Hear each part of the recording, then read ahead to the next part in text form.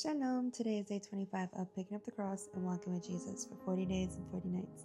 My name is Maya, and I'll be guiding you through your wilderness season to your restoration season through Christ. Today's topic is confidence in God, and the fast for the rest of the week is going to be people-pleasing. Scripture today is going to be Joshua 1:9, and it says, "Have I not commanded you? Be strong and courageous. Do not be afraid. Do not be discouraged. For your Lord your God will be with you wherever you go." So let's break it down. Biblical confidence does not come from self-belief. It comes from God's presence. God doesn't tell Joshua to feel confident. He tells him who will be with him. Remember, God never left you during your past, and the same God who was with Moses is now with you. And the same God who guided each single animal to Moses is going to guide each single blessing to you. Confidence in God isn't the absence of fear. It's normal to feel fear, but it's leaning on God with his presence because trauma says, I can't trust what's ahead.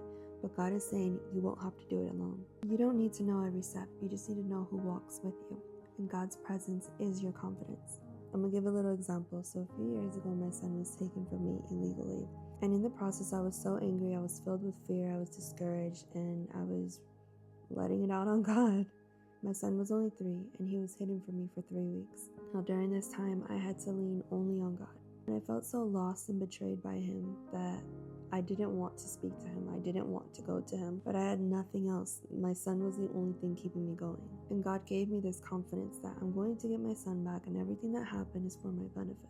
And as a Thanksgiving present, my son was returned to me, and the entire process, I didn't know what God was doing behind closed doors. He kept telling me to trust in him and have the confidence that everything is turning out the exact way it should. And in the end, everything happened for my benefit and for my son's benefit. It was the most humbling experience, but it turned out in a beautiful outcome. And that was pretty much the start of my awakening with Jesus, of the love that he actually has for us. And it gave me such a big confidence in him that everything that happens is going to turn out for my benefit, either if it's a lesson, which it was, or if it's a blessing, which it turned out to be. So even in the most hardest and scariest times of your life, be strong and courageous. Do not be afraid. Do not be discouraged, for the Lord your God is always with you.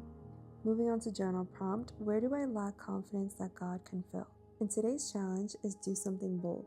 So this wraps up day 25. Reminder to complete your nightly reflection, and I'll see you guys in tomorrow's video.